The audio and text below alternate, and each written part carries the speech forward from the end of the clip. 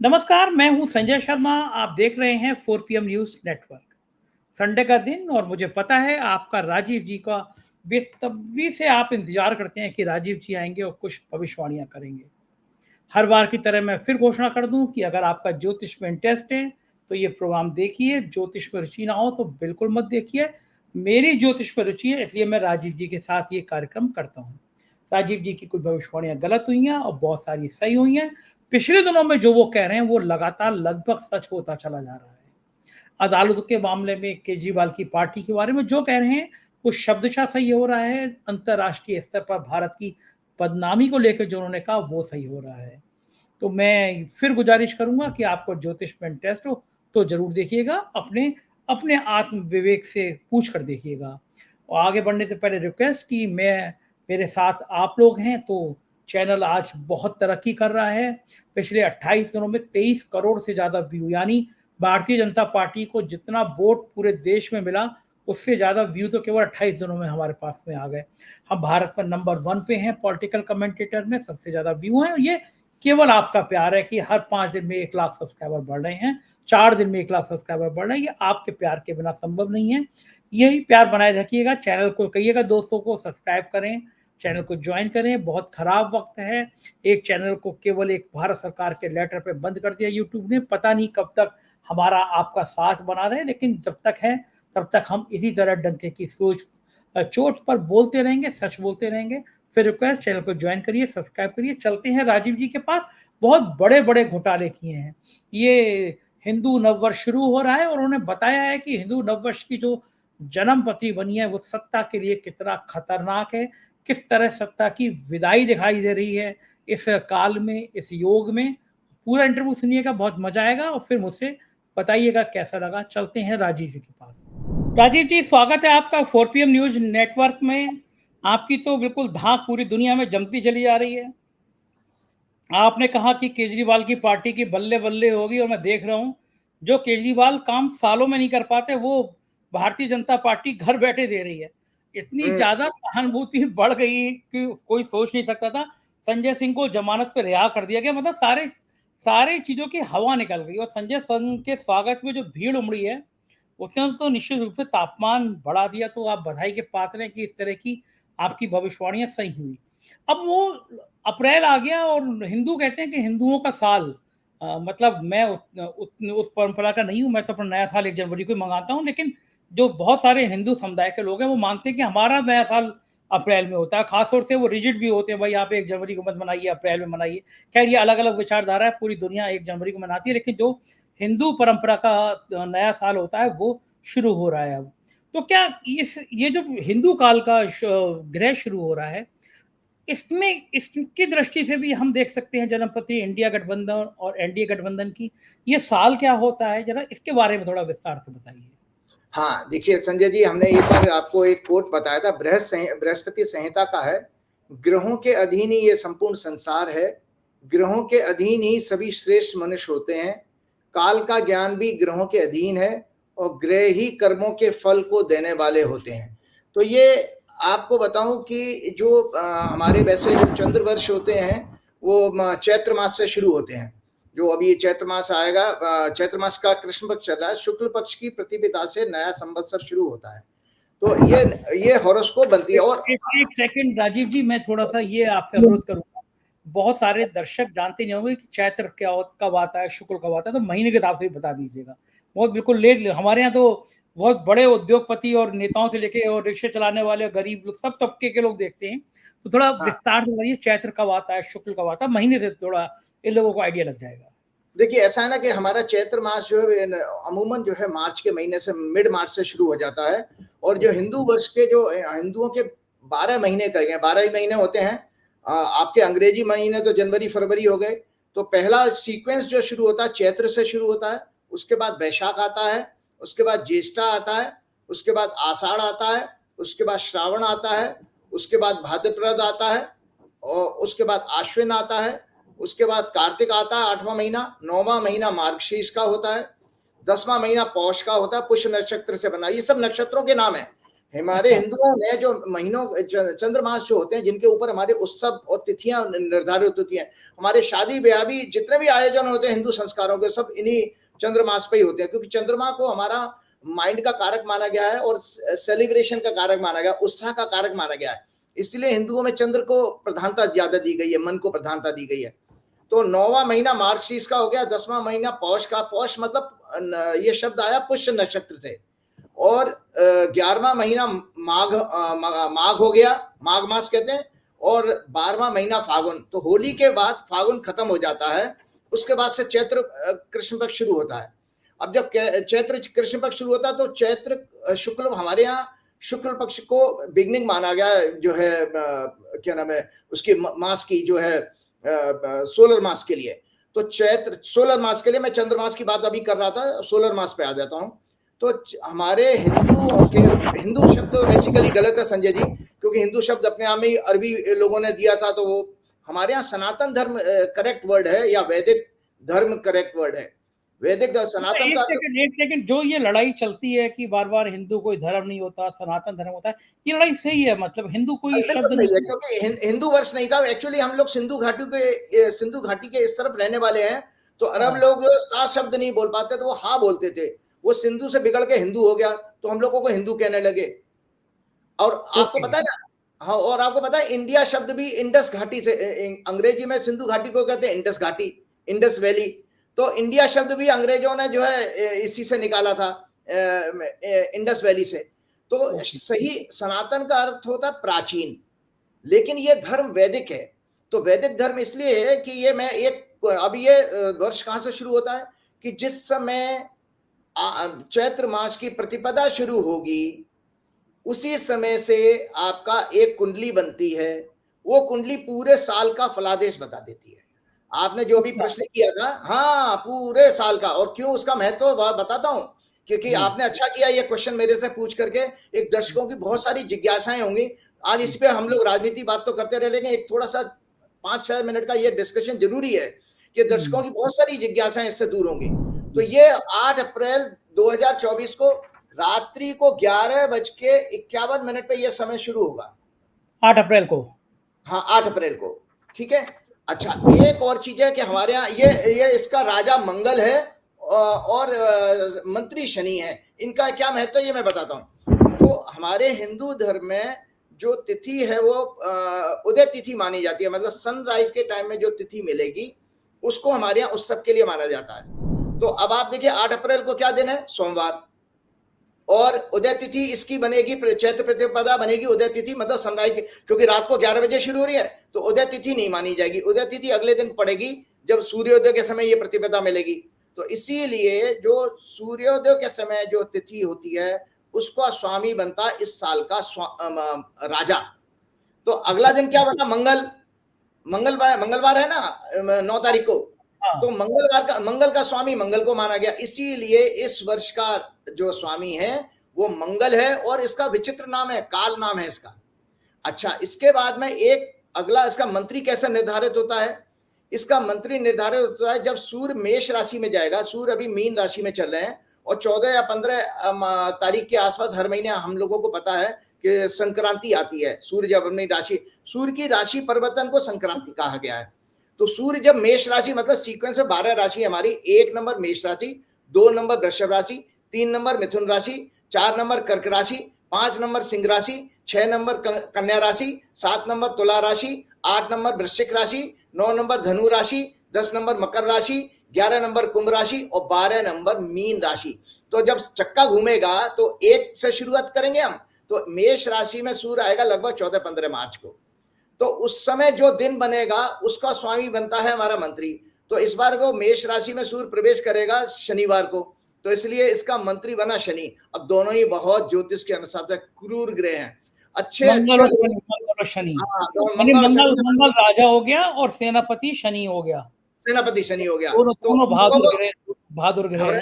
इसके बारे शनि और मंगल का नाम सुन के, तो इसके फलादेश वास्तव में इस बार चौंकाने वाले, बहुत चौंकाने वाले। तो इसमें धनु लगन बना। ये भारत की कुंडली का अष्टम भाव है। 8वां घर होता परिवर्तन का।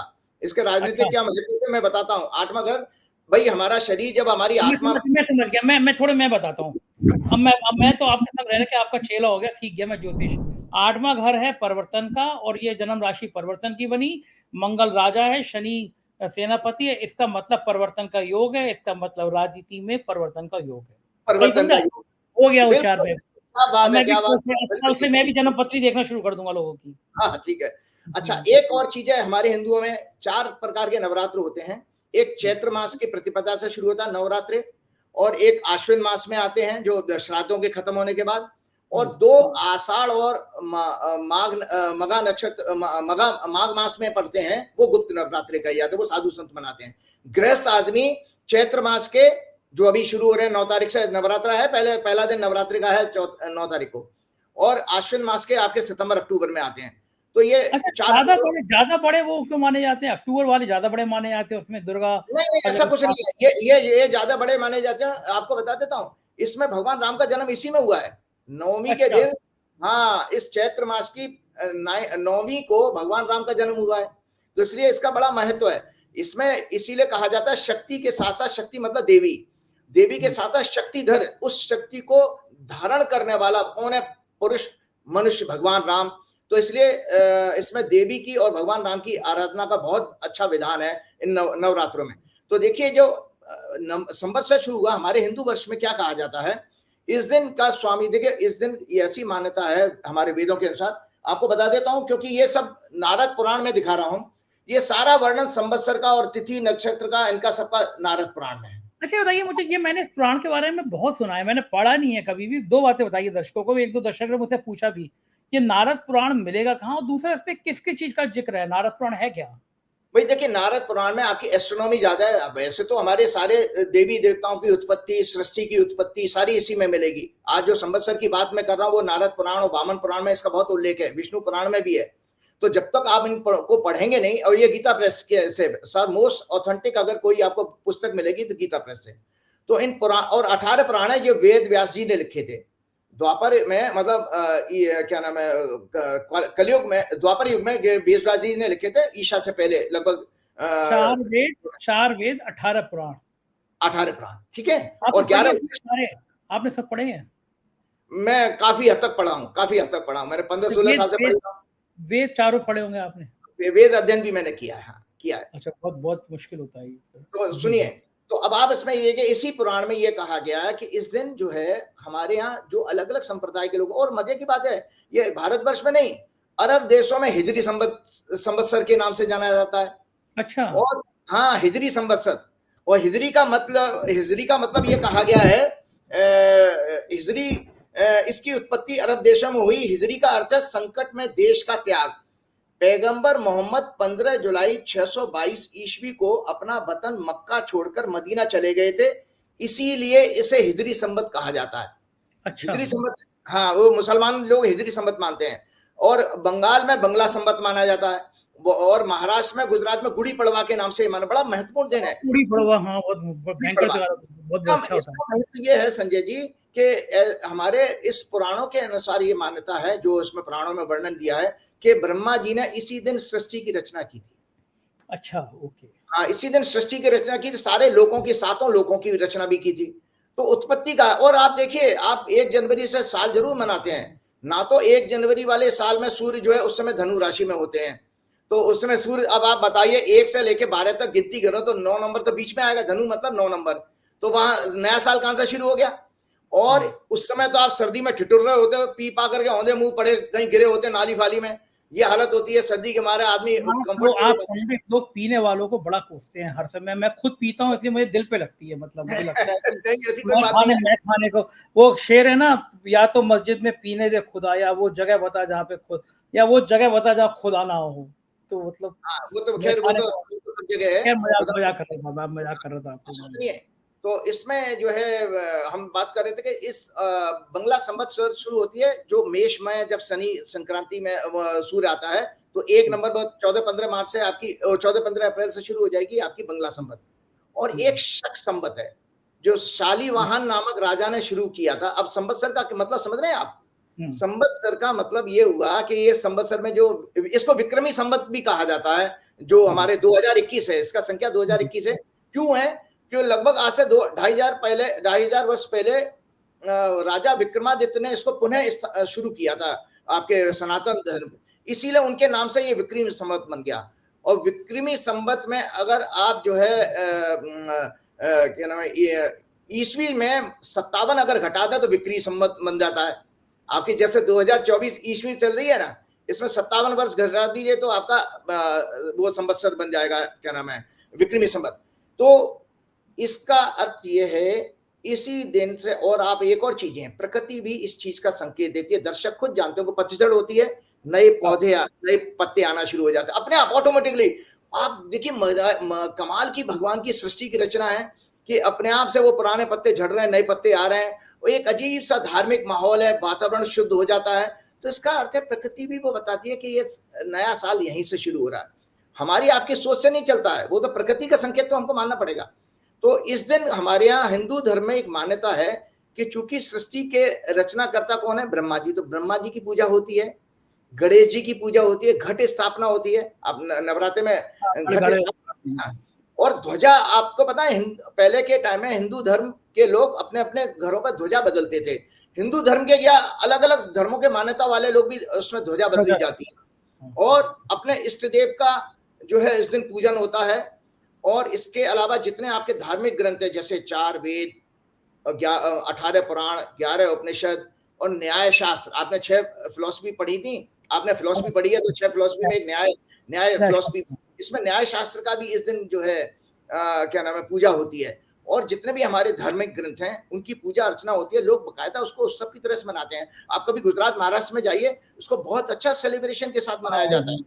और अच्छा भैया, ये तो ऊपर पताका आपने बारी बात कही, एक दिन आपने मुझसे कहा था कि जब मंदिर की स्थापना होती है तो उसके ऊपर पताका लगाई जाती है, तो हमारे राम मंदिर में लग गई होगी अयोध्या में, वो तो पूरा बना नहीं है, शिखर, उसका शिखर बना ही नहीं है, तो इसलिए वो तो उन्होंने क्या किया, नकली बना करके उसको वो प्लास्टिक की लगा रखी है, उसको धोखा दे रहे भगवान को भी। आप मुझे बताइए, अपने जीवन में आप तो चूंकि इतने, आप कैसे मतलब पढ़े लिखे इंजीनियर आदमी हैं, आपने विज्ञान छोड़ के अध्यात्म की दुनिया पकड़ी, ज्योतिष की दुनिया पकड़ी, और आपने कई ऑस्ट्रेलिया में आपने इतनी ब्रांडिंग जमा कराई, हनुमान जी का मंदिर बनवा दिया वहां पे, पूरी दुनिया में आपकी धाक है। मुझे ईमानदारी से बताइए, आपने कोई मंदिर सुना कि जो अधूरा बना मंदिर की जिसकी शुरुआत हो गई हो, जैसे राम मंदिर? कभी नहीं, होना ही नहीं चाहिए। आप ये भी सोचिए कि हमारे प्रधानमंत्री जी जब वहां पर अबू धाबी गए थे, वहां पर भी मंदिर का पूरा शिखर पूरा हुआ, उसके बाद ही वहां पर उसका मंदिर की पूजा अर्चना शुरू हुई है। लेकिन अपने यहाँ तो उनको पता नहीं क्यों राजनीतिक कारणों से उन्होंने जल्दी करा दिया। एक और देखिए हमारे इसी में एक चीज और सवाल पूछूंगा आपसे, क्या यही कारण है, मैं पिछले 15 दिन से देख रहा हूँ किसी टीवी चैनल पे किसी भाषण में अब राम मंदिर का नाम ही नहीं ले रहे प्रधानमंत्री जी, राम मंदिर भूल गए वो? देखिए, ये तो मैं पहला व्यक्ति हूं, आपको पता है हर प्रोग्राम में मैंने स्टार्टिंग में ही कहा था कि राम मंदिर कोई मुद्दा नहीं बन पाएगा और इनको भगवान का आशीर्वाद मिलेगा नहीं, क्योंकि जिस तरह से जल्दबाजी में किया गया था और शंकराचार्यों की अवहेलना, उनकी बेइज्जती करके, उनको नेग्लेक्ट करके किया गया था। तो देखिए पुण्य आपके सामने कि आज हम सब भटक रहे हैं और किस तरह की बातें, हम उस पर विषय पे आएंगे। एक और संजय जी महत्वपूर्ण बात बताता हूँ, इस दिन पंचांग की पूजा होती है, ये हिंदू। अच्छा, हाँ, ये पंचांग हम लोग देखते थे, हम छोटे थे तो हमारे माता जी जो हैं वो इसमें देख के बताती थी कि पूर्णिमा कब है, और हमारे घर में हर साल आता था, हमें याद है कैलेंडर आता था, कैलेंडर पे वो टिक लगाया जाता था होली दिवाली पे, और ये पंचांग मेरे हर घर में आता था। इसी पंचांग के आधार पर आपके सारे विवाह के मुहूर्त, यात्रा के मुहूर्त, और उसमें नए मकान बनाने के मुहूर्त, गृह प्रवेश के मुहूर्त, सब मुहूर्त दिए हुए हैं, सारे त्योहार दिए। पूरी गणना ऐसी सटीक है कि आज से 5000 साल पुराना भी आप ले लीजिए तो वो सटीक आपको मिलेगी। इसमें अर्थक्वेक की टाइमिंग वगैरह, तो देखिए क्या विचित्र एस्ट्रोनॉमी है हमारी। उस समय के हमारे आचार्य कितने कैलकुलेटेड थे और सारी चीजों का जो है उसमें एक्यूरेट कैलकुलेशन करते थे। मैं आपको एक जानकारी बता देता हूं, इसका महत्व क्या है। पूर्व काल में राज ज्योतिषी इसी दिन से, राजा के राज ज्योतिषी होते थे, जैसे विक्रमादित्य जी के राज ज्योतिषी थे वराहमिहिर। पूर्व काल में राज ज्योतिषी इसी दिन से आने वाले वर्ष का फलादेश देखते थे, प्रेडिक्शन देते थे पूरे साल का, राजा का भविष्य, उसकी नीतियां, उसका जनता के ऊपर प्रभाव, जनता का व्यवहार, अर्थव्यवस्था, प्राकृतिक प्रकोप, वर्षा की अवस्था, कृषि, अनाज, फल सब्जी का उत्पाद, मौसम, युद्ध या आतंकवादी घटनाएं, भूकंप, दुर्घटनाएं, पड़ोसी राज्यों से संबंध, विश्व की राजनीति, बीमारी, महामारी, महंगाई इत्यादि का आकलन भी इसी संवत्सर की बनने वाली कुंडली के आधार पर होता था क्योंकि पहले। और भविष्यवाणी करते समय वर्ष का राजा, वर्ष का मंत्री कौन होगा, वर्षेश। जिस दिन वर्षेश वो होता है जब सूर्य हमारा आर्द्रा नक्षत्र में प्रवेश करता है, तो उस दिन, जिस दिन वो पड़ेगा, उस दिन का स्वामी आपका वर्षा का स्वामी माना जाता है, वर्षेश को कहा गया है। कि उसी से हमारे जोशी प्रेडिक्शन देते थे कि इस साल बारिश कैसी होने वाली है। और उसमें धनेश होता है, लॉर्ड ऑफ फाइनेंस भी इसके अंदर इसी संवत्सर में निकाला जाता है, और धानेश भी निकाला जाता है। धानेश मतलब धान, अनाज वगैरह का जो स्वामी है, जिनका प्रभाव उस कुंडली के साथ सामूहिक रूप से किया जाता है। आप सबसे बड़ी महत्वपूर्ण बात बता रहा हूं कि इसका जो मैंने आपको बताया, शक संवत जो है प्रतिवर्ष 22 मार्च को आता है। इसीलिए भारत सरकार के सामने ये समस्या रही होगी कि संवत्सर की जब तिथि है ये आगे पीछे होती रहती है, और शक संवत जो है फिक्स्ड है 22 मार्च को। इसीलिए हमारे भारत की सरकार ने उसको राष्ट्रीय संवत घोषित किया हुआ है। आप कैलेंडर अगर लेकर के आइए, उसमें शक संवत भी लिखा होगा, विक्रमी संवत भी लिखा होगा। विक्रमी संवत हमारी 9 तारीख से शुरू हो रही है, 8 तारीख से, और शक संवत 22 मार्च को होती है। और इसमें शक संवत, विक्रमी संवत में से अगर 135 घटा दीजिए तो शक संवत का संख्या मिल जाएगी हमको। बंगला संवत में 515 जोड़ दीजिए तो शक संवत मिल जाती है। ईसवी सन में जैसे 2024 चल रहा है, इसमें 57 जोड़ दीजिए तो विक्रमी संवत आपको मिल जाएगी। क्यों, 2081 चल रही है ना, 2024 में 57 जोड़िए तो कितना हो गया, 2080। तो हमारा 2081 संवत है। और शक संवत में 500 घटा दीजिए तो हिजरी संवत, जो मुसलमान जिसको मनाते हैं। आपको पता है इसके अलावा आपकी 6 ऋतुएं भी हैं। ये सब ज्योतिष का विषय है, इसलिए ऋतु है वसंत जो फरवरी और मार्च में पड़ती है, ग्रीष्म जो अप्रैल और मई में पड़ती है, वर्षा जो जून जुलाई में पड़ती है, शरद ऋतु अगस्त और सितंबर में आती है, शिशिर ऋतु अक्टूबर नवंबर में आती है, और हेमंत ऋतु दिसंबर और जनवरी में पड़ती है। तो ये हमारे इसका है। अब मैं आपको जो एस्ट्रोलॉजिकल इसका मायने बताने जा रहा हूँ। मैं यही पूछने जा रहा था आपसे कि ये जो साल नया शुरू होगा, इस नए साल में चूंकि राजा मंगल है, शनि सेनापति है, तो एनडीए और इंडिया, इन दोनों गठबंधन पे इस साल के ग्रह क्या कहते हैं, ये बता दीजिए। देखिए, एनडीए, इंडिया से पहले हमारी 2 राजनीतिक पार्टियां हैं जो आप जानते ही हैं, बीजेपी और कांग्रेस, और यही मेन नेशनल पार्टी है। आप पार्टी तो अभी 10-12 साल पहले बनी है। ये काल नामक संवत्सर जो है धनु लग्न और मीन राशि में प्रारंभ हो रहा है। इसका जन्म नक्षत्र रेवती है, जिसका स्वामी बुध वक्री और अस्त है। मैं कुंडली आपको दिखाऊंगा तो आप कुंडली दर्शकों को दिखाइएगा। इसमें शुक्र, राहु, सूर्य और चंद्रमा चौथे घर में विराजमान है। 4-10 की एक्सेस, जो केंद्र और सत्ता की एक्सेस होती है, 4-10 एक्सेस होती है। चौथे और 10वें घर की एक्सेस को सत्ता की एक्सेस माना गया है। इसमें राहु केतु हैं, ये पीड़ित है।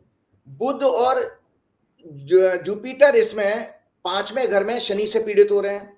10वें घर का स्वामी, 10वां घर हमारा पावर का होता है। इस कुंडली में जो धनु लग्न की जो कुंडली बन रही है, इसमें संजय जी 10वें घर पे 6, 8, 12 तीनों ग्रहों का प्रभाव है। ये दर्शक आकलन करेंगे जिनको ज्योतिष आती है। 6, 8, 12 हमारे ज्योतिष में 12 घर में से 3 घर हमारे कष्ट के माने गए हैं। जिसकी कुंडली में अगर 6, 8, 12 का जिस भाव पर प्रभाव पड़ गया, सोचो उसी से संबंध, वो डब्बा गोल, उस भाव से संबंध उसको कष्ट आएगा ही आएगा। अगर पैसे के घर पे चला गया तो वो बर्बाद हो जाएगा। अगर संतान के घर में चला गया तो संतान नहीं बचेगी। इस तरह की ज्योतिषीय गणना होती है। तो मैं आपको बता देता हूं, इस साल का चूंकि मंगल जो है स्वामी है, राजा है, fighting amongst the kings, plenty of fires in the forest and other places, robbery, चोरी चकोरी की घटना बढ़ जाएंगी, मेजर एक्सीडेंट्स होंगे, अर्थक्वेक आएंगे, loss of property assets, bad for farming and hostile weather, sex scandal. इस वर्ष में सेक्स स्कैंडल और सेक्स क्राइम बढ़ने वाले हैं। और humiliation to rulers, prominent peoples, chances of government across the world में चेंज। पूरे संसार में इस साल होने वाले चुनावों में सरकारें बदलने का योग है, जिसमें भारतवर्ष भी शामिल है। क्योंकि मैंने पहले ही शुरुआत में कह दिया था कि धनु लगन भारत की कुंडली का अष्टम भाव है, जो कि परिवर्तन का योग बता रहा है। और भारत की कुंडली में चंद्रमा में अभी शुक्र की दशा चल रही है, चंद्रमा से अष्टम भाव में इस समय शनि गोचर में है। ये मैंने आपके पिछले प्रोग्राम में भी बता चुका हूं, जब जब चंद्रमा से शनि अष्टम में जाए, चौथे घर में जाए, या शनि की 7.5 शुरू हो, तो भारत में सत्ता परिवर्तन देखा गया है। एक और इंटरेस्टिंग चीज बताता हूं, मैंने 1977 की संजय जी कुंडली देख ली भारत की। 1977 में क्या हुआ था, एक डिक्टेटर बन गई थी हमारी इंदिरा गांधी, और उसके बाद सत्ता परिवर्तन हो गया। उस दौरान बृहस्पति वृषभ राशि में थे, टॉरस राशि में। और मजे की बात देखिए, बृहस्पति 1 मई को इस बार फिर वृषभ राशि में आ रहे हैं। तो बृहस्पति का राशि परिवर्तन भी ये संकेत बता रहा है कि यहां पर भी किसी डिक्टेटर टाइप सरकार को कोई परिवर्तन का योग बन रहा है। 1977 रिपीट होने जा रहा है। याद रखिएगा, जब इस तरह की घटना घटती है संजय जी, उसमें विपक्ष मायने नहीं रखता है। आप समझिए कि आप बड़े पत्रकारों के डिस्कशन में आपने भी सुना होगा कि 1977 में विपक्ष नाम का कोई चीज नहीं था, सब जेल में डाल दिए गए थे। और वहां पर जब चुनाव हुआ तो जनता ने अपना जो है मत जो है उस एग्जिस्टिंग गवर्नमेंट जिसने उसको सप्रेस किया था, जिसने उसकी भावनाओं को, उसकी स्वतंत्रता को छीना था, उसको दंडित किया था। वैसे ही लगभग स्थिति इस समय ऐसी हो रही है कि हमारी फ्रीडम ऑफ स्पीच खत्म हो गई है, फ्रीडम ऑफ एक्सप्रेशन खत्म हो गया है। एक अजीब तरह की मतलब एक संशय की स्थिति है। लगी नहीं रहा कि कोई लोकसभा का चुनाव हो रहा है, कोई जोश नहीं है लोगों में। आज आपके टाइम्स ऑफ इंडिया की रिपोर्ट बता रहा हूं, एक टाइम्स ऑफ इंडिया में एडिटोरियल भी छपा है कि जो अभी नए वोटर बने हैं 2-2.5 करोड़ 18 वर्ष के लोग, उनमें बिल्कुल भी जोश नहीं है नए वोट डालने का। उनके अंदर चुनाव आयोग भी चिंतित है इसमें, उनमें उतनी उदासीनता आ चुकी है। तो इसका एक कारण और भी है कि युवा वर्ग जो हमारे यहाँ बुध से देखा जाता है, और इस समय गोचर में ट्रांजिट में बुध जो है वक्री भी है और संजय जी अस्त भी है। तो इसीलिए ये जो वोटिंग होगी, इसमें चुनाव आयोग कितनी भी कोशिश कर ले, वोटिंग ज्यादा बढ़ने वाली नहीं है। युवा इसमें बहुत ज्यादा एग्रेसिवली पार्टिसिपेट नहीं करेगा, जो कि वास्तव में सभी लोगों के लिए नुकसान का विषय होगा। तो मैंने आपको बताया कि इसमें unrest between rulers and people, जगह जगह विश्व में युद्ध जैसे हालात बनेंगे, प्रजा में रोग बढ़ेंगे, अन्न कष्ट भी बढ़ेंगे, आंधी तूफान, वायुयान दुर्घटनाएं, अग्निकांड, तस्करी, चोरी, ठगी, लूटपाट की घटनाएं बढ़ेंगी, सामाजिक असंतोष, आंदोलन बढ़ेंगे, बेईमानी, भ्रष्टाचार, हिंसा, उपद्रव की घटनाएं, लोगों का विवेक और बुद्धि कमजोर होंगे, असत्य बढ़ेगा और सत्य कम होगा। भारत की कुंडली में अष्टम भाव है और अष्टमेश गुरु पंचमेश बुध पीड़ित हैं। चुनाव के घर का स्वामी, एक चौंकाने वाली बात और भविष्यवाणी दे रहा हूं, चुनाव के घर का स्वामी शुक्र भी पीड़ित है। अतः चुनावी मैनिपुलेशन की संभावना नजर आ रही है। आपको जानकारी के लिए दर्शकों को बता देता हूं कि जो इलेक्ट्रॉनिक वोटिंग मशीन है वो एक ग्लैमराइज चीज है, ग्लैमरस है। तो इसमें हम शुक्र से देखते हैं, क्योंकि शुक्र हमारी भारत की कुंडली में चुनाव के घर का स्वामी है। तो ईवीएम का सॉफ्टवेयर और हार्डवेयर में भी कोई मैनिपुलेशन हो सकती है, ऐसे ग्रहों के आधार पर कह रहा हूं। क्यों कह रहा हूं? क्योंकि केतु से सॉफ्टवेयर आता है और हार्डवेयर देखा जाता है राहु से। तो ईवीएम तो कैलकुलेटर है, ईवीएम में सॉफ्टवेयर कहाँ है? ईवीएम तो कैलकुलेटर जैसा है, उसके बटन नहीं, उसके साथ जो वीवीपैट मशीन तो ऐड की गई है ना, वो तो किसी सॉफ्टवेयर से गवर्न हो रही है, जो अटैचमेंट किया गया है। और फिर आपका खुद इंजीनियर है, आप ज्यादा मुझसे ज्यादा बेहतर आप जानते हैं। में हार्डवेयर तो है ना, जो हार्डवेयर है, चिप लगाई जाती हैं, वो हमारी शुक्र से और राहु के कॉम्बिनेशन से देखी जाती हैं। इसके अलावा आपको मैं बता दूं, विदेश में कोई फाइनेंस एंड डिफेंस का स्कैंडल एक्सपोज होगा, जिससे वर्तमान सत्ता के लिए मृत्यु तुल्य कष्ट बढ़ेगा।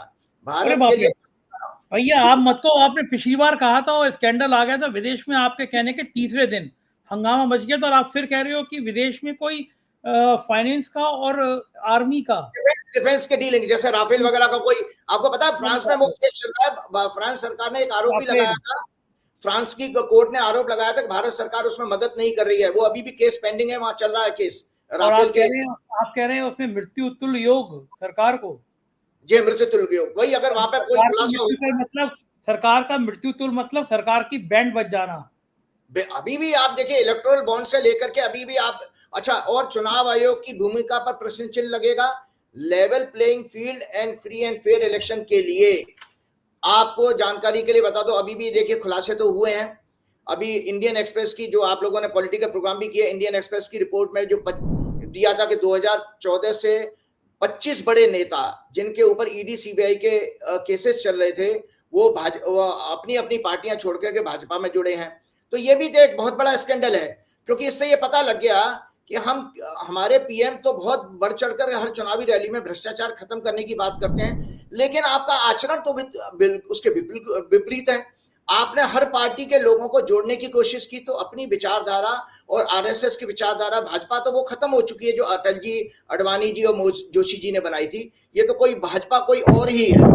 तो अब इसके अलावा भाजपा वॉशिंग मशीन है कि जिसमें कैसा ही गहरे से गहरा दाग जाए मिनटों में खुल जाए, बस बटन प्रधानमंत्री जी को दबाना है। कोई भी बेईमान, भ्रष्टाचारी, दलाल कोई भी जाएगा वॉशिंग मशीन में और नीट एंड क्लीन होके निकल आएगा अगर बटन मोदी जी ने दबा दिया तो। बीजेपी की वॉशिंग मशीन में आओ, सफेदी की गारंटी पाओ। संजय जी, आपको पता है कि पीएम ने अभी कोई दक्षिण भारत के टीवी चैनल को एक इंटरव्यू दिया। अब इनका इंटरव्यू तो आप सब लोग जानते हैं, पहले से क्वेश्चन दे दिए जाते हैं पीएमओ से, वो इनका जवाब दे रहे होते हैं, लेकिन वो अंग्रेजी में पूछ रहा, मोदी जी हिंदी में आंसर दे रहे थे। तो उसमें उन्होंने खुद ओन किया है कि हाँ, ये इलेक्टोरल बॉन्ड स्कीम मैं लेकर के आया था और इसमें बुरा क्या है। तो अब आप सोचिए कि प्रधानमंत्री पद एक संवैधानिक पद होता है, कॉन्स्टिट्यूशनल पोजीशन है, उस पर बैठा व्यक्ति अगर किसी चीज को ओन कर रहा है, वही चीज सुप्रीम कोर्ट से अनकॉन्स्टिट्यूशनल डिक्लेयर हो जाए, तो इसका मतलब तो हमें तो प्रधानमंत्री पद पर बने रहने का कोई अधिकार नहीं है, क्योंकि आपके एक्शन को उसने जब निगेट कर दिया सुप्रीम कोर्ट ने देना चाहिए था। भाई इसलिए कहा क्योंकि वो उसके ऊपर तो वो शायद पत्रकार बोलना या उसको बोलने की इजाजत नहीं होगी। उसने ये पूछा नहीं कि भाई आपने इलेक्टोरल बॉन्ड की स्कीम लाने के लिए जो कंपनी लॉज में जो चेंज किए थे, आपने आरबीआई और इलेक्शन कमीशन के नोटिंग को भी दरकिनार किया था, वो उसमें अपराध था, इसलिए वो उसको कैंसिल किया गया। फिर इसके अलावा आप जब ईडी सीबीआई के ट्रांसपेरेंट होने की भी बात कर रहे थे उसी इंटरव्यू में, मुझे जहां तक याद है मोदी जी, तो अब आप बताइए कि जो इंडियन एक्सप्रेस की रिपोर्ट के बाद तो क्या मतलब लोग क्या सोचेंगे कि ये ईडी और सीबीआई ट्रांसपेरेंट है कि नहीं, कि वो तो वो किस तरह का कार्रवाई है ये सब आपके सामने ही है।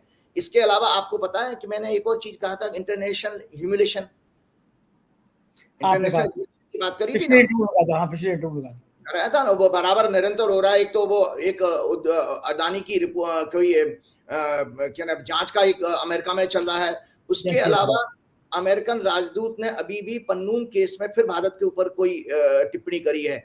इसके अलावा चीन ने केजरीवाल के मामले में यूएन तक ने, केजरीवाल जी के मामले में भी यूएन ने, जर्मनी ने और अमेरिका ने उसमें स्ट्रक्चर किए, पास किए। इसके अलावा चीन ने आपके अरुणाचल के 30 गांवों के नाम बदल दिए, और आप बताइए नाम बदल दिए तो अब आपका क्षेत्र के नाम बदल रहा है दूसरा विदेशी कंट्री, लेकिन आप क्या जवाब दे रहे हैं? हमारे विदेश मंत्री कहते हैं कि जी नाम बदलने से मकान थोड़ी अपना हो जाता है। तो मुझे याद है कि एक किसी प्रोग्राम में कोई बड़ा पॉलिटिकल लीडर ये कह रहा था, भैया नाम आपके मकान पर कोई अपना नाम लगा जाए तो फौजदारी का मुकदमा हो जाता है, सिविल सूट बनता है, ऐसे कैसे कह दोगे आप? तो कितना हल्के से हम लोग उस चीज को ले रहे हैं। तो ये सब विषय हम देख रहे हैं कि इंटरनेशनल ह्यूमिलेशन भी लगातार हो रहा है, और अभी जो नया संवत्सर शुरू हो रहा है इसमें लगातार इस तरह की चीज आएंगी जो मैंने कहा, सेक्स स्कैंडल, डिफेंस स्कैंडल और भ्रष्टाचार का स्कैंडल एक्सपोज होने वाला है। एक और चीज मैं आपको बताना चाहता हूं, हमने जब ग्रहों के अधीन है, हमने एक शुरुआत अपनी लाइन वहीं से शुरू करी थी। हमारे रामदेव जी बड़े इसमें परेशानी में आ गए, और रामदेव जी का जो जजमेंट है, रामदेव जी को कोर्ट में पेश होना पड़ा, और रामदेव जी तो आपको पता कपालभाति कराने के शौकीन रहे हैं, तो वहां तो सुप्रीम कोर्ट के जजों ने कहा कपालभाति छोड़ो, तुम्हें शीर्षासन करना पड़ेगा। तो वो उनको जो है उनकी जो है उसको एफिडेविट को उन्होंने रिजेक्ट कर दिया कि आपकी ये लिप सर्विस है, और आपको जो है हम 10 तारीख को दोबारा बुलाया। आपके लिए जानकारी के लिए बता देता हूं, मेरे एक बहुत अच्छा एस्ट्रोलॉजर है मेरा फ्रेंड, उसने प्रेडिक्ट किया था आज से 3-4 बरस पहले, रामदेव जी हरियाणा के या किसी जगह पर एक प्रोग्राम में हाथी से गिर पड़े थे, हाथी पे बैठे थे तो वो गिर पड़े थे वहां पर, तो उसी समय उसने प्रेडिक्शन की थी। और इसके अलावा आपको संजय जी, आप तो काफी पॉलिटिकल इवेंट ही कवर करते हैं, मोदी जी भी वाराणसी के या कुंभ के मेले के टाइम में जब इंस्पेक्शन के लिए जा रहे थे तो गंगा घाट पर कहीं सीढ़ियों पर, जो सीढ़ियां बनाई जाती है ना टेम्परेरी, उस पर पैर फिसल गया था, गिर गए थे, ये वो बहुत झटके से वीडियो उड़ा दी गई। तो वो जो गिरे थे, तो हमारे शकुन शास्त्र के अनुसार ये जो पुस्तक है, इसमें हमारा जो है ग्रहण और शकुन शास्त्र का पूरी व्याख्या बृहत संहिता है, और ये विक्रमादित्य जी के राजगुरु वराहमिहिर ने लिखी है। अच्छा, ठीक है। तो इसमें शकुन शास्त्र के अनुसार ये कहा गया है कि हाथी से, घोड़े से गिरना या किसी राजा का ठोकर लग के गिरना, ये संकेत देता है कि उसके पतन का समय शुरू हो गया। तो एग्जैक्टली आपको बताऊं कि मोदी जी का भी डाउनफॉल, आप बेशक जांच एजेंसी हमारी काम तो कर ही नहीं सकती सरकार के खिलाफ, लेकिन जब भी जांच होगी, लेकिन उनका परसेप्शन कितना गिरा है, ये सारे खुलासे अब हो रहे हैं, वो उसी का कारण है। और रामदेव जी भी आप देखिए कि रामदेव जी ने एक और, मैंने किसी प्रोग्राम में पुरानी वीडियो देखी थी, वो मजाक उड़ा रहे थे ज्योतिष का, और वो कह रहे कोई शनि बनी और राहु वाहु कुछ नहीं होता, मेरा क्या बिगाड़ लेंगे। आज रामदेव जी से नहीं, बात बिल्कुल सही है। मैं गया था, रामदेव जी से मिला था, मैंने रामदेव का इंटरव्यू किया था, और बहुत लंबी 2-2.5 घंटे मेरी रामदेव से बात गुफ्तगू भी हुई थी। तो मुझसे कह रहे थे, मैं अंगूठी पहनता हूँ, तो मैं पन्ना और डायमंड पहनता हूँ, हीरा पन्ना पहनता हूँ, तो मुझसे कह रहे थे कि संजय तुम क्या ये अंधविश्वास फैलाते हो, देखो मैं हूँ, मैंने कोई अंगूठी नहीं पहनता, कोई ताबीज नहीं पहनता, मैं कोई शनि कोई राहु नहीं मानता, तो वो मैं किसी मूर्ति पूजा का नहीं करता। वो तो मंदिर में अब चूंकि ब्रांडिंग चल रही है आ गए, वरना वो मूर्ति पूजा भी नहीं करते थे रामदेव। वो कह रहे मैं ये सब कुछ ग्रह व्रह नहीं मानता, मुझसे उन्होंने खुद कहा ये बात। ऐसा ना, रामदेव जी आर्य समाज ही हैं। आर्य समाज में वो वेदों को मानते हैं, वो बाकी पुराणों को नहीं मानते, और वो मूर्ति पूजा में विश्वास भी नहीं करते हैं। दूसरी बात आपको रामदेव जी की बता देता हूँ कि रामदेव जी रामलीला मैदान से स्त्रियों के कपड़े पहन करके छिप करके भागे थे जब कांग्रेस ने डंडा बजाया था। तो उस समय रामदेव जी ने अनुष्ठान कराया था शनि का, मुझे उनके हाँ नजदीकी लोगों ने बताया था, क्योंकि लोगों ने कहा कि ये शनि की कृपा से तुम्हें वेश बदलना पड़ा। भगवान शंकर तक को तो शनि की दृष्टि से वेश बदलना पड़ा था, जब उन्होंने शनिदेव, ये पुरानी पौराणिक कहानी है, लंबा चौड़ा विषय। क्या कहानी थी, क्यों बदला था, क्या बात हो गई थी वो? देखिए, शनिदेव के बारे में ये कहा गया उनको दृष्टि दोष है, तो उनके पिताजी ने उनको श्राप दिया था। छाया के पुत्र हैं, सूर्य की जो 2 पत्नी थी उनमें एक पत्नी छाया थी, छाया से ये पैदा हुआ, काले थे तो इसलिए उनको कॉम्प्लेक्स भी रहता था, तो उनको दृष्टि दोष है। तो जब ये एक बार गणेश जी का जन्म हुआ तो गणेश जी को देखने गए, तो वहां गणेश जी का उनकी दृष्टि पड़ी, तो गणेश जी का सर धड़ से अलग हो गया, वो शिव जी ने गर्दन अलग कर दी। इसी प्रकार शिव जी ने एक दिन ये कहा, वो ये पुराण की कहानी है कि भाई मैं देखता हूँ शनि तो मेरा भगत है, और शनि आपको पता है शिव जी का ही भगत है, तो बोले शनि मेरा भगत है, मेरा क्या बिगाड़ लेगा। उसके बाद जब शनिदेव उनके दर्शन करने के लिए गए तो शिव जी वहां से गोल हो गए कैलाश से, और उन्हें वेश बदल के किसी हाथी का स्वरूप धारण कर लिया। क्यों? आज जो अंदर ही अंदर का उनका डर था, कोई किसी ने, शनिदेव ने कुछ नहीं किया, उनको वेश बदल के अपने उस पशु योनि में आना पड़ा। तो शनिदेव ने उनको साक्षात दर्शन देते हुए बोले प्रभु देखा, ये मेरा प्रभाव है कि आपको अपना ओरिजिनल स्वरूप छोड़ करके ये इस योनि में आना पड़ा। ऐसी तीसरी घटना द्वापर युग की भी कही जाती है कि जब भगवान कृष्ण का जन्म हुआ था तो सारे देवी देवता उनको आशीर्वाद देने के लिए आए थे, शनिदेव भी आए थे। शनिदेव को अपना ये एहसास था कि मेरी दृष्टि खराब है और दृष्टि के कारण लोगों को नुकसान होता है, तो शनिदेव नीचे निगाह करके रहे, उन्होंने भगवान कृष्ण के पैरों को केवल दृष्टि दी है, चेहरे को नहीं देखा। और इंटरेस्टिंग पार्ट आपके दर्शकों को बता देता हूं कि भगवान कृष्ण की मृत्यु का कारण भी पैरों से ही उनके तीर लगा था, तीर पैर पे लगा था, तो इसीलिए ये शनि की दृष्टि है। तो रामदेव जी की दृष्टि यह भी पड़ी है कि आज रामदेव जी 15 अच्छा, मेरी मुझे तो शनि बहुत बढ़िया लगते हैं, मतलब पता नहीं क्यों। आपका तो लग्नेश है, मेरा भी शनि योग कारक ग्रह है, जिसका योग कारक उसको राजा बना दे, उसको यश। अच्छा, लग्नेश का मतलब क्या था? जैसे शनि मेरे लगन में, तो क्या होता है जिसका लगन में शनि होता है उसका क्या होता है? देखिए, कुंभ और मकर 2 शनि की राशियां हैं, तो शनि उसका स्वामी है। और अगर शनि अच्छा हो तो देखिए अपनी राशि का तो सभी लोग अपने प्रोटेक्ट करते हैं, जैसे आपका अपना घर है, और शुक्र के लिए भी वो केंद्र त्रिकोण का स्वामी है, तो योग कारक प्लेनेट माना गया है। शुक्र बुध उसके परम मित्र हैं शनि के, इसलिए शनि की इनके ऊपर उतनी मतलब कष्टकारी दृष्टि नहीं रहती है, ऐसा शास्त्रों की मान्यता है। एक चीज और बता देता हूं आपको कि रामदेव जी को, आपको पता है, आपके पिछले सिर्फ 2-3 प्रोग्राम से लगातार वो शनि मंगल की कुंडली दिखा रहा था हाथ से बनी हुई में। 15 मार्च को शनि मंगल इकट्ठे हुए हैं, रामदेव जी की हालत होगी, तो रामदेव जी के पास संदेश पहुंचा देना कि शनिदेव ने तुमको कोर्ट में घसीट लिया। और शनिदेव का कलर क्या होता है? काला। आज जज कौन से जज जो हमारे कौन सी पोशाक पहनते हैं? वो काली। तो आज उस काली पोशाक वालों के सामने आपको नाक रगड़नी पड़ रही है और कोर्ट में हाजिरी देनी पड़ रही है। और इसके अलावा जो उनके विज्ञापन सारे बंद कर दिए, जो इलीगल ठहरा दिए सुप्रीम कोर्ट ने, उससे आपको पता है उनका सारा व्यापार खत्म हो गया, आयुर्वेद की दवाइयों का सब खत्म। क्योंकि आप तो जो आप बड़े बड़े दावे करते थे, रामदेव जी टीवी में दिखाए जाते थे, जंगल जंगला जा रहे हैं, कोई हरी पत्ती तोड़ के ला रहे हैं, जड़ी बूटी तोड़ के ला रहे हैं, गंगा के किनारे धो रहे हैं, वो सारे ड्रामे बंद। तो आपके व्यापार पे भी असर आ गया कि आपने, शनि देव ने आपको आपकी हैसियत दिखा दी, रामदेव जी को कोई बता दे जाकर के। एक और चीज मैं आपके प्रोग्राम में लेकर के आया हूं कि भाजपा की जो फॉर्मेशन हुई है संजय जी, वो भाजपा की फॉर्मेशन जो है 6 अप्रैल 1980 को हुई थी। तो हमारे कल ही 6 अप्रैल निकली है, तो भाजपा के लिए ये वर्षफल भी इसमें बनता है। तो आप ये दर्शकों को जरूर दिखाइएगा कि भाजपा की ये वर्षफल है, जिसमें उनकी मुंथा जो है 6वें घर में चली गई और मुंथे शनि आए हैं। इसके अलावा इसका 10वें घर का स्वामी जो सत्ता होती है, उसका स्वामी अष्टम भाव में। आप तो अब तो सीख गए हैं 8वां घर क्या होता है, परिवर्तन का। तो 10वें घर का स्वामी 8वें घर में जा रहा है, 10वां घर होता है सत्ता का। इसका अर्थ क्या हुआ है कि भाजपा का वर्षफल बता रहा है, सत्ता जा रही है और उस पर शनि की दृष्टि है, तो सत्ता कौन लेकर के जाएगा? ये आपको हम अभी बात कर रहे थे, भूल जाइए विपक्ष को, भूल जाइए इंडिया अलायंस को। ये चुनाव बेसिकली सत्ता वर्सेस पब्लिक हो चुका है।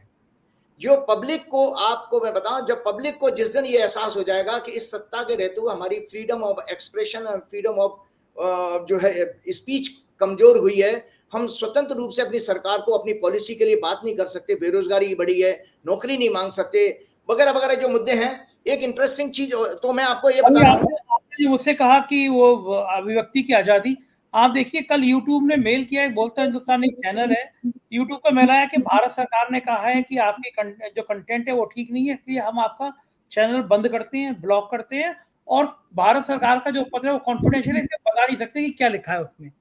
आप देखिए बिना कहे कुछ कहे यूट्यूब चैनल बंद हो गया।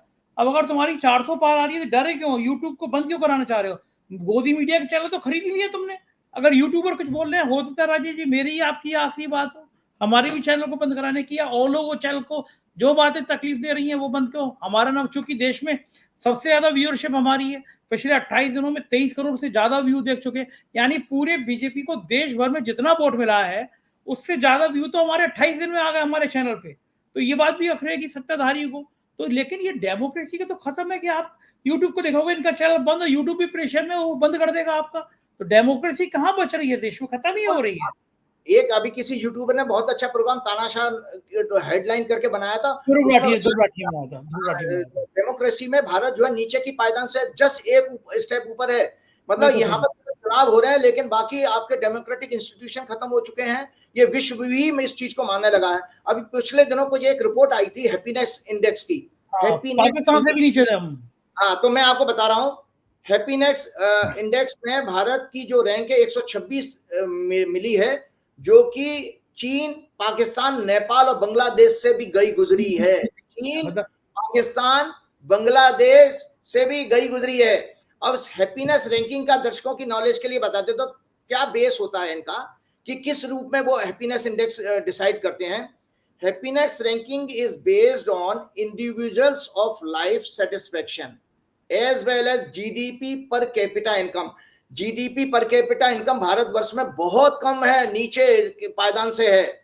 Social support, healthy life expectancy, freedom of expression and speech.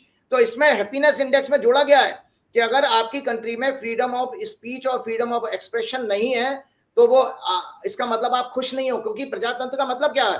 और जेनरोसिटी एंड करप्शन, करप्शन भी हमारे यहाँ के, करप्शन का इतना बड़ा कांड खुल गया इलेक्टोरल बॉन्ड का, सबको पता है। और जो नोटबंदी भी आपके सुप्रीम कोर्ट के जो जज 5 जजों की खंडपीठ थी, उसमें एक महिला जज थी, उन्होंने खुद कहा कि भाई जो अभी 2-3 दिन पहले ही न्यूज आई थी कि भाई जो नोटबंदी लाई गई थी उससे तो काला धन कम नहीं हुआ बल्कि बढ़ गया। वो काला धन में तो लोगों ने, उद्योगपतियों ने और पार्टी के लोगों ने काला धन सफेद कर लिया। तो ये हैप्पीनेस इंडेक्स जो हम बात कर रहे थे, हाँ वो बिल्कुल। तो हैप्पीनेस इंडेक्स की जब हम बात करें तो हैप्पीनेस इंडेक्स इस पर डिपेंड करता है। और हमारे देश में इसके विपरीत क्या है? धर्म का पाखंड, स्वार्थ, घृणा, नफरत, हिंसा, द्वेष, बेरोजगारी, किसानों मजदूरों की खस्ता हालत, युवाओं की 45 वर्षों में सबसे ज्यादा बेरोजगारी, 80 करोड़ से ज्यादा 5 किलो अनाज पर आश्रित हैं। केवल और केवल एक व्यक्ति का महिमा मंडन, अंधभक्ति, सत्ता के द्वारा असत्य झूठ पाखंड का प्रचार, freedom of speech and expression धरातल पर है। सत्ता के द्वारा लोगों के प्रति झूठे मुकदमे लगाकर उनको जेल में डाला जाता है। और हैप्पीनेस मिलती कहां से, मैं आपको बताऊं।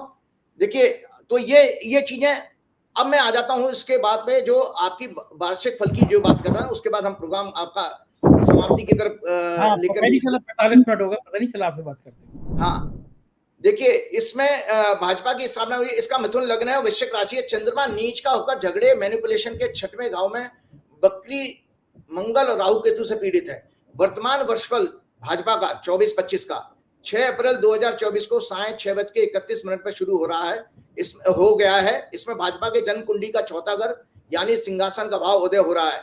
इसका स्वामी बुध बकरी और अस्त होकर अष्टम भाव में यानी परिवर्तन के भाव में शनि से पीड़ित है।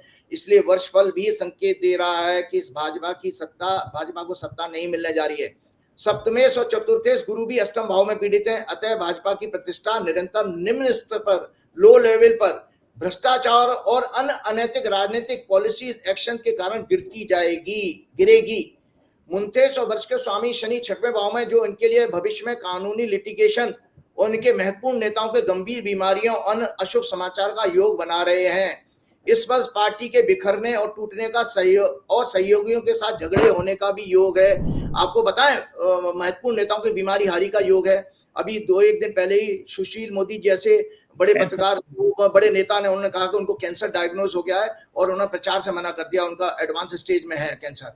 तो ये बड़े खराब है। इसके विपरीत कांग्रेस की कुंडली भी थी। कांग्रेस की 2 जनवरी को स्थापना हुई थी 1978 को, तो कांग्रेस का वर्षफल जनवरी में शुरू हो गया। इसके विपरीत कांग्रेस की कुंडली बहुत अच्छी आ रही है। मैं तो ग्रहों की गणना कर रहा हूं क्योंकि मेरा कोई राजनीतिक किसी से लगाव नहीं है। कांग्रेस 3 लग्नों कन्या राशि की जन्म कुंडली है। इनका वर्षफल 3 जनवरी 2024 को प्रातः 7:08 पर प्रारंभ हुआ, जिसमें इनका 10वां भाव सत्ता का धनु लगन उदय हुआ है। इसको स्वामी 5वें घाव में बैठकर लग्न को देख रहा है और राजयोग का संकेत दे रहा है।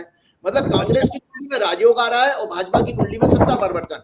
तो ये आने वाला वर्षफल भी भाजपा के लिए अच्छा संकेत नहीं दे रहा है।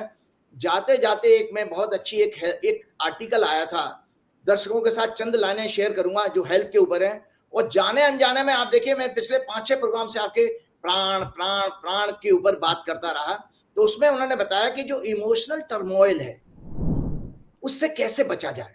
ये आज पूरे, क्योंकि भारत देश की चंद्रमा की दशा चल रही है, तो इमोशनल कॉन्फ्लिक्ट, डिप्रेशन, इमोशंस में रेस्टलेस होकर के परेशान होना, एंजाइटी, स्ट्रेस, ये सारी चीजें हमारे समाज में हर घर में पहुंच गई हैं और हर वर्ग में पहुंच गई है। गांव देहात में भी मैंने देखा लोग टेंशन में। तो उसमें दिया है कि we get trapped in an emotional mayhem, we feel horrible, ruminated over irrational thoughts and end up engaging in dysfunctional behaviors, the reaction which we regret later। हमारे कुछ व्यवहारिक जो व्यवहार होता है वो इस तरह का हो जाता है जिसको बाद में फिर हम अफसोस करते हैं जिसके लिए। तो आपको पता, एक रिसर्च आई है, न्यूरोसाइकोलॉजिकल रिसर्च, उसमें ये सिद्ध हो गया है कि हमारे ज्यादातर इमोशंस नेचुरली प्रोग्राम्ड होते हैं जो 90 सेकंड में ही खत्म हो जाते हैं। संजय जी, जो हमारे बुरे विचार आते हैं वो 90 सेकंड में ही खत्म हो जाते हैं। सिर्फ आपको चाहिए क्या, उसके पास एक कोई टेक्निक, एक कला ऐसी चाहिए कि वो 90 सेकंड तक उनको पकड़ के रखना, कंट्रोल ओवर पावर ना होने दें, हम उसको अपने ऊपर हावी ना होने दें। तो सबसे सुंदर कहा गया है कि to control such emotions we need to stop justifying ourselves. पहले तो अपने आप को जस्टिफाई करना बंद कर दो, क्योंकि जज तो आप नहीं हो सकते ना भाई। जिंदगी में यह हमेशा उसूल याद रखो, एक कि आप एग्जामिनर हो कि एग्जामिनी, एक ही काम अदा कर सकते हो, परीक्षा लिख सकते हो या परीक्षक बन सकते हो। तो उसमें हमें जस्टिफिकेशन बंद कर देना चाहिए। दूसरा बात है कि दूसरा क्या सोच रहा है इसकी तरफ ध्यान देना बंद कर दें। तो उसमें सबसे सुंदर कहा गया, सबसे सुंदर जो बात मैंने आप लोगों को बताता था, वो स्टेटमेंट क्या लिखा, practice deep breathing through abdomen several times in a day. और मैं आप लोगों को क्या कहता था कि पेट से सांस लेना शुरू कर दीजिए और दिन में कई बार करिएगा। when in our stomach comes out gently, ये मतलब जब आप इनहेल करते हैं तो पेट बाहर आएगा और जब सांस छोड़ेंगे तो पेट अंदर जाएगा। As we break out and master this activity, have focus on the body part where the emotions is manifested as pressure and breathe continuously. मतलब हम जहां जिस बॉडी के पार्ट से वो स्ट्रेस जनरेट हो रहा है उसमें माइंड का फोकस ले जाओ और डीप ब्रीदिंग शुरू कर दो पेट से, आपका ये दूर हो जाएगा। ना से रोग हरे सब पीरा, जय निरंतर हर पीरा, जय श्री राम। बहुत शुक्रिया राजीव जी, हमसे बातचीत करने के लिए, आभार आपका। तो ये थे राजीव जी, और आपने सुना कि किस तरह उन्होंने विस्तार से बातचीत की। मुझको यकीन है बातचीत पसंद आई होगी, राय से अवगत रहिएगा। शुक्रिया, थैंक यू।